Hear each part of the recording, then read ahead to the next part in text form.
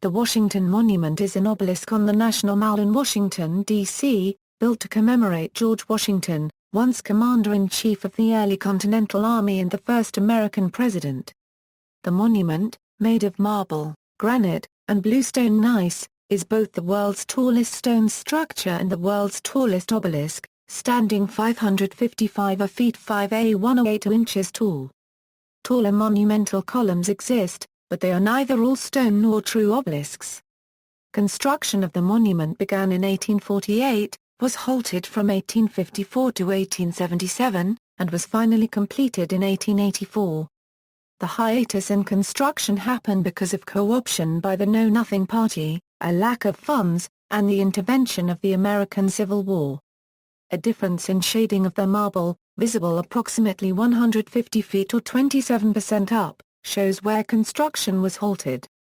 Its original design was by Robert Mills, an architect of the 1840s, but his design was modified significantly when construction resumed.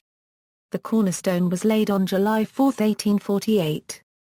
The capstone was set on December 6, 1884, and the completed monument was dedicated on February 21, 1885. It officially opened October 9, 1888.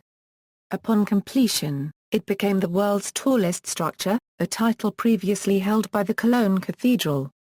The monument held this designation until 1889, when the Eiffel Tower was completed in Paris, France. The monument stands due east of the reflecting pool and the Lincoln Memorial. The monument was damaged during the 2011 Virginia earthquake and Hurricane Irene in the same year and remained closed to the public while the structure was assessed and repaired. After 32 months of repairs, the National Park Service and the Trust for the National Mall reopened the Washington Monument to visitors on May 12, 2014. History, rationale, hailed as the father of his country, and the leader who was first in war, first in peace, and first in the hearts of his countrymen, George Washington was the dominant military and political leader of the new United States of America from 1775 to 1798. Even his erstwhile enemy King George III called him the greatest character of the age. At his death in 1799 he left a critical legacy. He exemplified the core ideals of the American Revolution and the new nation, republican virtue and devotion to civic duty. Washington was the unchallenged public icon of American military and civic patriotism. He was also identified with the Federalist Party that lost control of the national government in 1800 to the Jeffersonian Republicans, who were reluctant to celebrate the hero of the opposition party. Proposals for a memorial, starting with victory in the Revolution, there were many proposals to build a monument to Washington. After his death, Congress authorized a suitable memorial in the national capital, but the decision was reversed when the Democratic-Republican Party took control of Congress in 1801. The Republicans were dismayed that Washington had become the symbol of the Federalist Party. Furthermore, the values of republicanism seemed hostile to the idea of building monuments to powerful men. They also blocked his image on coins or the celebration of his birthday. Further political squabbling, along with a North-South division on the Civil War, blocked the completion of the Washington Monument until the late 19th century. By that time, Washington had the image of a national hero who could be celebrated by both North and South, and memorials to him were no longer controversial. As early as 1783, the Continental Congress had resolved that an equestrian statue of George Washington be erected at the place where the residence of Congress shall be established. The proposal called for engraving on the statue which explained it had been erected in honor of George Washington, the illustrious Commander-in-Chief of the Armies of the United States of America during the war which vindicated and secured their liberty, sovereignty, and independence. Currently, there are two equestrian statues of President Washington in Washington, D.C. One is located in Washington Circle at the intersection of the Foggy Bottom and West End neighborhoods at the north end of the George Washington University, and the other is in the gardens of the National Cathedral. 10 days after Washington's death, a congressional committee recommended a different type of monument. John Marshall, a representative from Virginia, proposed that a tomb be erected within the Capitol. But a lack of funds, disagreement over what type of memorial would best honor the country's first president, and the Washington family's reluctance to move his body prevented progress on any project. Design. Progress toward a memorial finally began in 1832. That year, which marked the 100th anniversary of Washington's birth, a large group of concerned citizens formed the Washington National Monument Society. In 1836, after they had raised $28,000 in donations, they announced a competition for the design of the memorial. On September 23, 1835, the Board of Managers of the Society described their expectations. It is proposed that the contemplated monument shall be like him in whose honor it is to be constructed, unparalleled in the world, and commensurate with the gratitude, liberality, and patriotism of the people by whom it is to be erected. It should blend stupendousness with elegance, and be of such magnitude and beauty as to be an object of pride to the American people, and of admiration to all who see it. Its material is intended to be wholly American, and to be of marble and granite brought from each state, that each state may participate in the glory of contributing material as well as in funds to its construction. The Society held a competition for designs in 1836. The winner, architect Robert Mills, was well qualified for the commission. The citizens of Baltimore had chosen him to build a monument to Washington, and he had designed a tall Greek column surmounted by a statue of the president. Mills also knew the Capitol well, having just been chosen architect of public buildings for Washington. His design called for a tall obelisk, an upright, four-sided pillar that tapers as it rests, with a nearly flat top. He surrounded the obelisk with a circular colonnade, the top of which would feature Washington standing in a chariot. Inside the colonnade would be statues of 30 prominent Revolutionary War heroes. One part of Mills' elaborate design that was built was the doorway surmounted by an Egyptian-style winged sun. It was removed when construction resumed after 1884. A photo can be seen in the Egyptian Revival by Richard G. Carrot. Criticism of Mills' design and its estimated price tag of more than $1 million caused the Society to hesitate. Its members decided to start building the obelisk, and to leave the question of the colonnade for later. They believed that if they used the $87,000 they had already collected to start work, the appearance of the monument would spur further donations that would allow them to complete the project. Construction. The Washington Monument was originally intended to be located at the point at which a line running directly south from the center of the White House crossed a line running directly west from the center of the Capitol. Pierre Charles L'Enfant's 1791 plan of the city intended for the permanent seat of the government of the United States designated this point as the location of the equestrian statue of George Washington that the Continental Congress had voted for in 1783. The ground at the intended location proved to be too unstable to support a structure as heavy as the planned obelisk. At that originally intended site, which is 390 feet WNW from the current monument, there now stands a small monolith called the Jefferson Pier. Excavation for the foundation of the monument began in early 1848.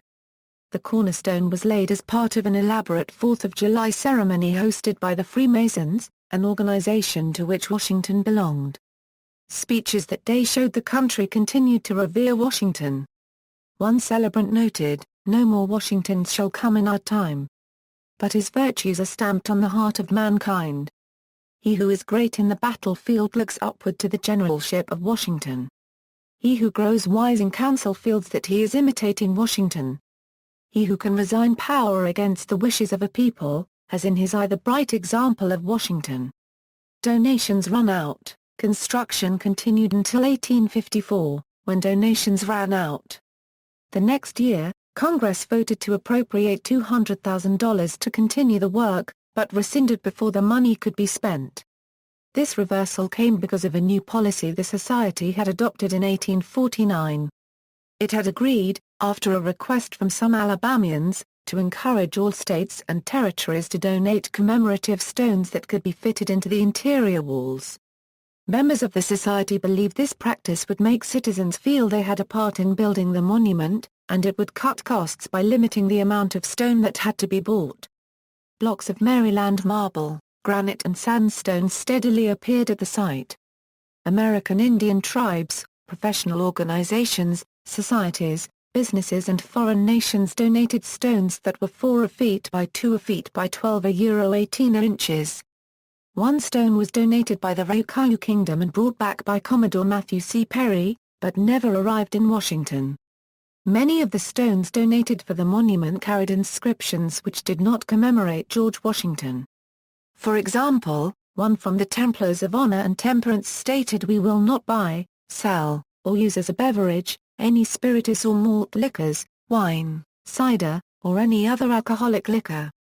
It was just one commemorative stone that started the events that stopped the congressional appropriation and ultimately construction altogether.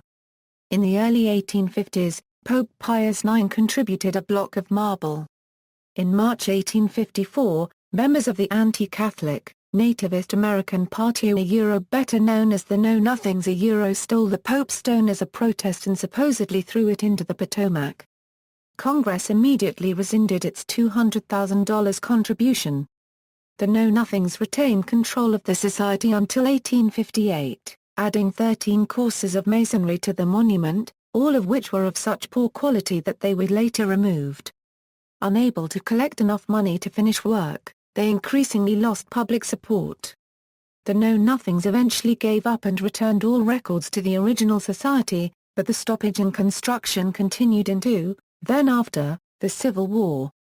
Post-Civil War, interest in the monument grew after the Civil War. Engineers studied the foundation several times to determine if it was strong enough.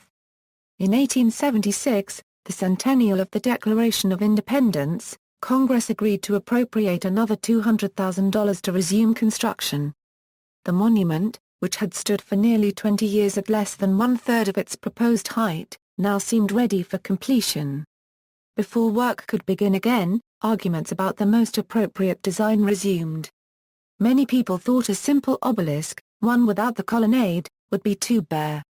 Architect Mills was reputed to have said omitting the colonnade would make the monument look like a stalk of asparagus. Another critic said it offered little to be proud of. This attitude led people to submit alternative designs. Both the Washington National Monument Society and Congress held discussions about how the monument should be finished.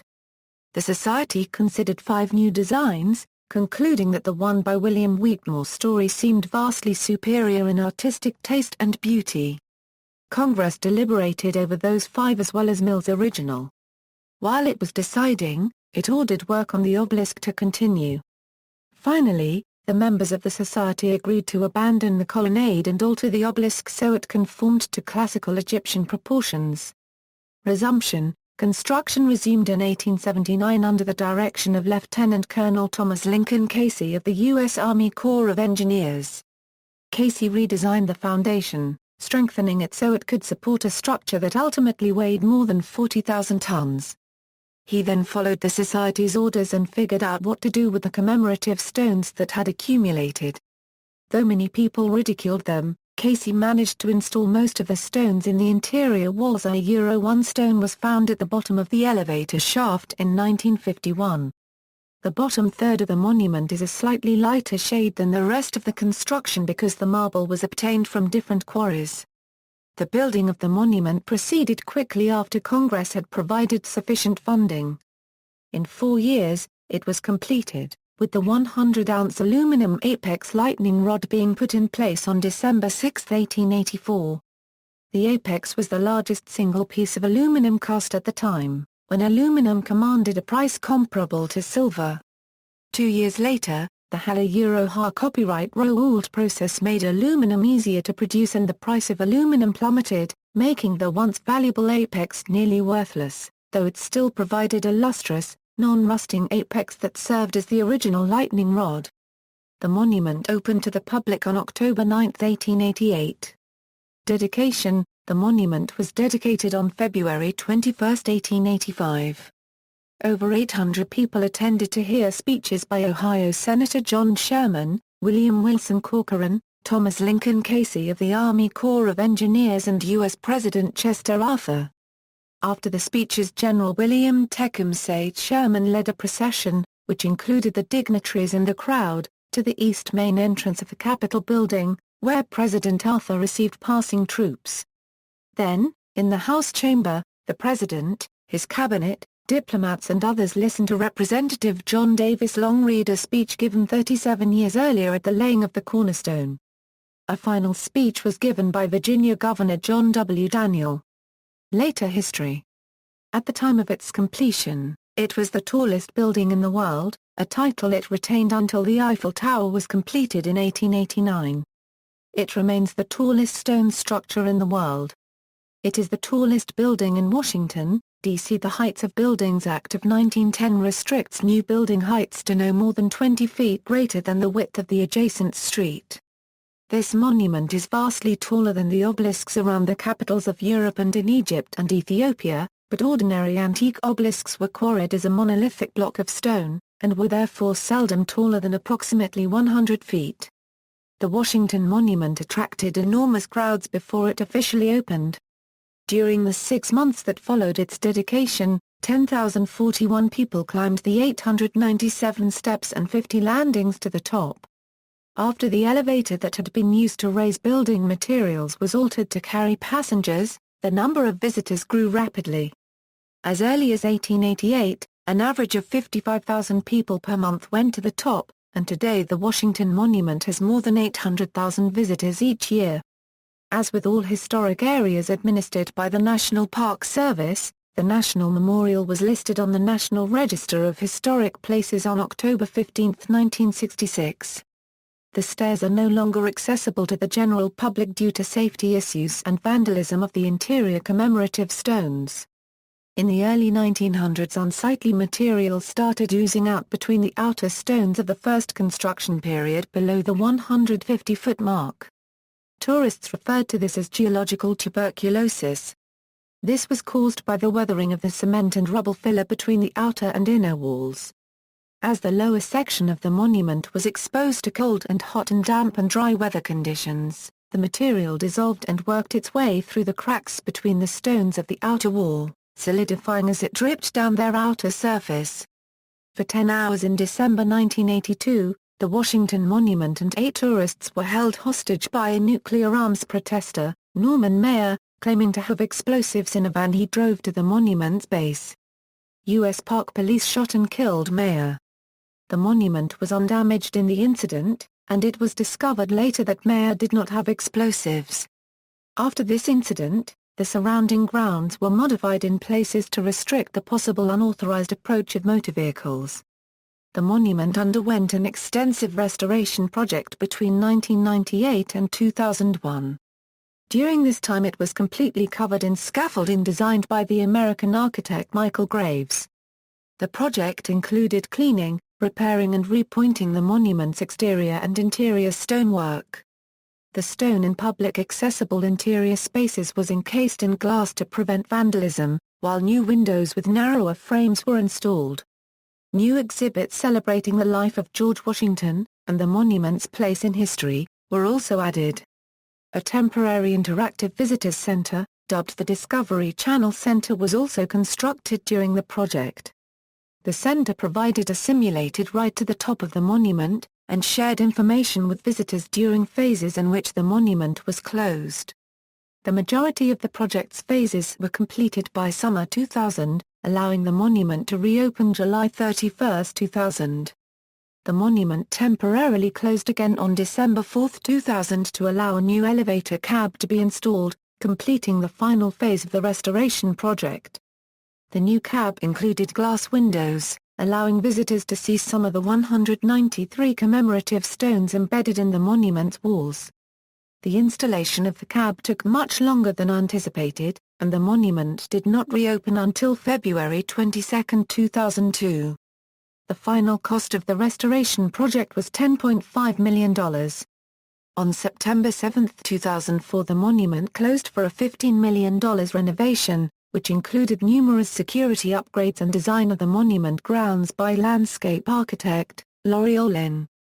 The renovations were due partly to security concerns following the September 11 attacks and the start of the War on Terror. The monument reopened April 1, 2005, while the surrounding grounds remained closed until the landscape was finished later that summer.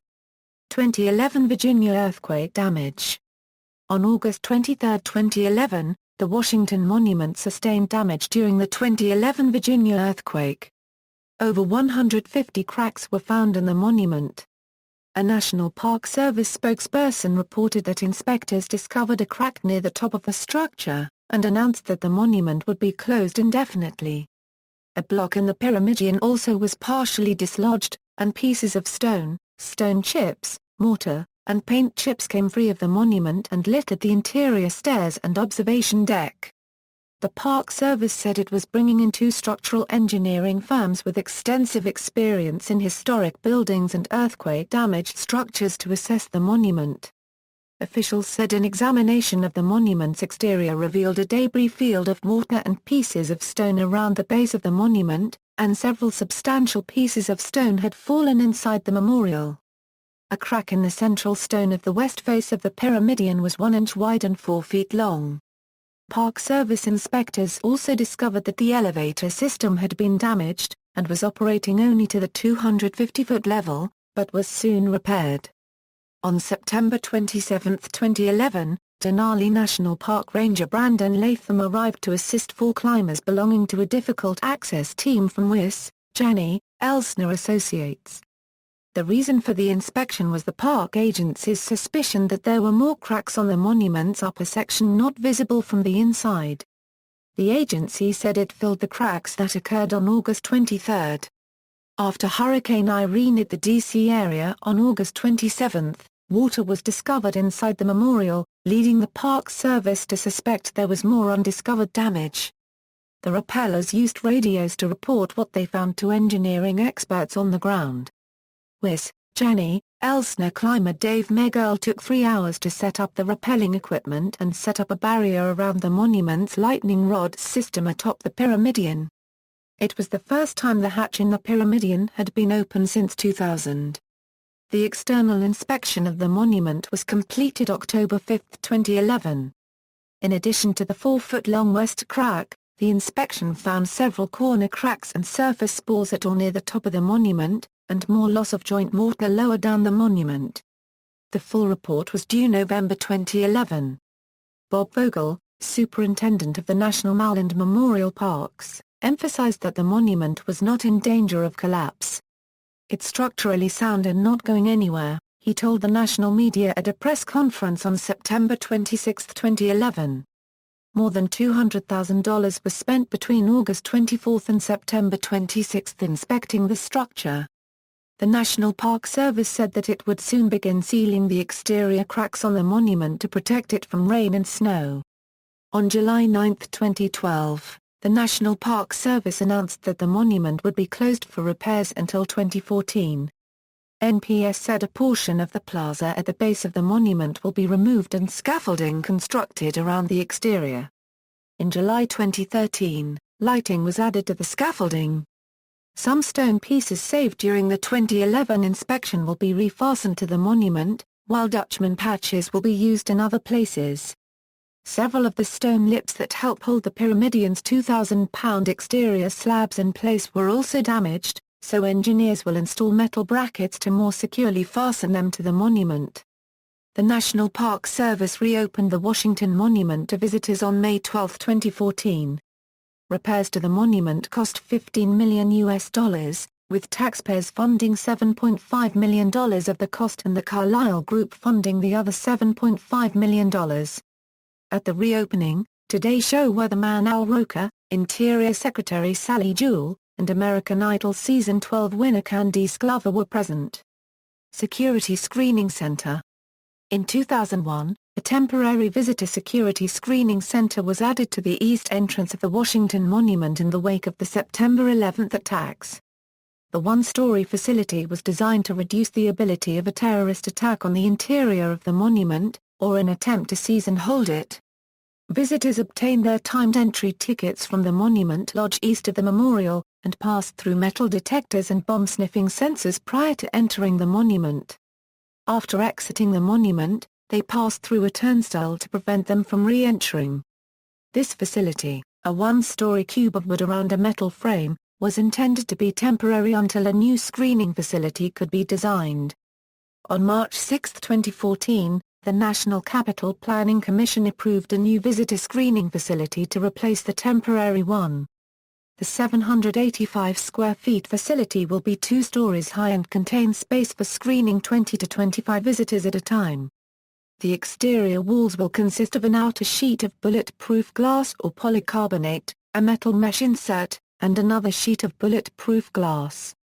The inner sheet will consist of 2 sheets of laminated glass.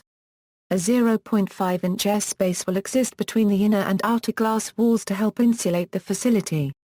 2 geothermal heat pumps will be built on the north side of the monument to provide heating and cooling of the facility. The new facility will also provide an office for National Park Service and United States Park Police staff. The structure is designed so that it may be removed without damaging the monument. The United States Commission of Fine Arts approved the aesthetic design of the screening facility in June 2013. Construction details. The completed monument stands 555 ft 5A1 in tall, with the following construction materials and details. Phase 1, to the 152-foot level, under the direction of Superintendent William Doughty. Exterior, white marble from Texas, Maryland. Phase 2, work completed by the U.S. Army Corps of Engineers, commanded by Lieutenant Colonel Thomas L. Casey. Exterior, white marble, 3 courses or rows, from Sheffield, Massachusetts. Exterior, white marble from Beaver Dam Quarry near Cockeysville, Maryland.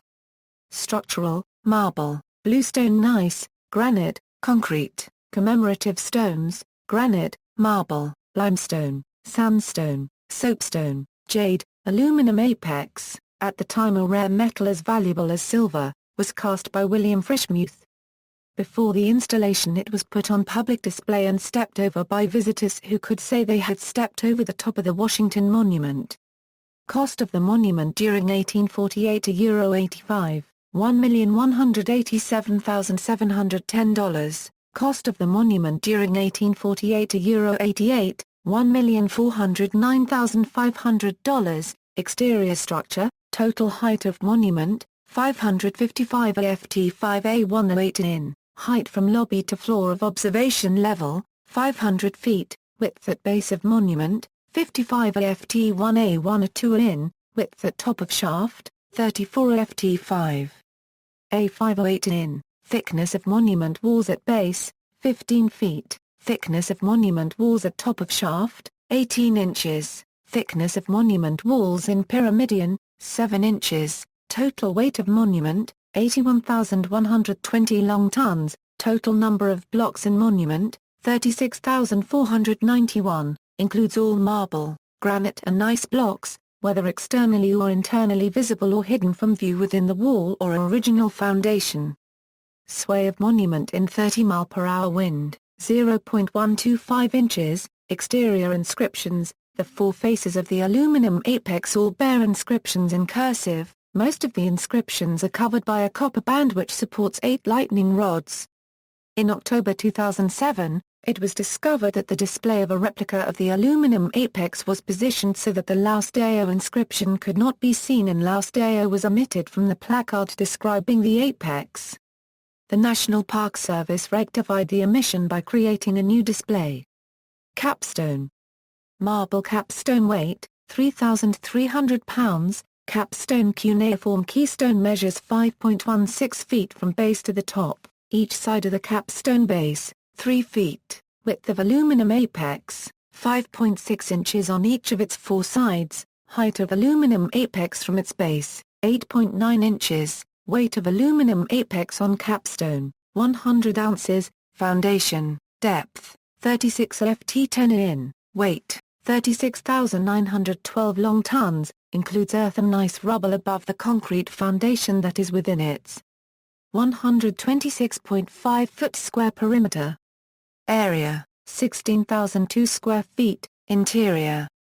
Number of commemorative stones in stairwell, 193, present elevator installed, 1998, present elevator cab installed, 2001, elevator travel time, 70 seconds, number of steps in stairwell, 897, interior inscriptions, On the interior of the monument are 193 commemorative stones, donated by numerous governments and organizations from all over the world. A stone at the 240-foot level of the monument is inscribed in Welsh, Fiaith, Ngwlad, Findindal Cymru Euro Cymru and Baith. The stone, imported from Wales, was donated by Welsh citizens of New York. Two other stones presented by the Sunday schools of the Methodist Episcopal Church in New York and from the Sabbath school children of the Methodist Episcopal Church in Philadelphia, quote the Bible verses Proverbs 10:7, Proverbs 22:6, and Luke 17:6. Another inscription, this one sent by the Ottoman government, combines the works of two eminent calligraphers, an imperial tura by Mustafa Raka +/- M student Haim Effendi, and an inscription in Jalatara Q script by Kada +/- Asghar Mustafa Degree Zzet Effendi, the calligrapher who wrote the giant medallions at Hagia Sophia in Istanbul. In popular culture, as a landmark of the U.S. Capitol, the Washington Monument has been featured in film and television depictions. The symbolic meaning of the shape is referenced in the novel The Lost Symbol by Dan Brown. The monument is the subject of Carl Sandburg's 1922 poem, Washington by Night. See also: List of tallest freestanding structures in the world, List of tallest towers in the world, Your Marble, Notes. References: The National Parks, Index 2001 Euro 2003. Washington, U.S. Department of the Interior. External links: Official NPS website, Washington Monument, Trust for the National Mall, Washington Monument.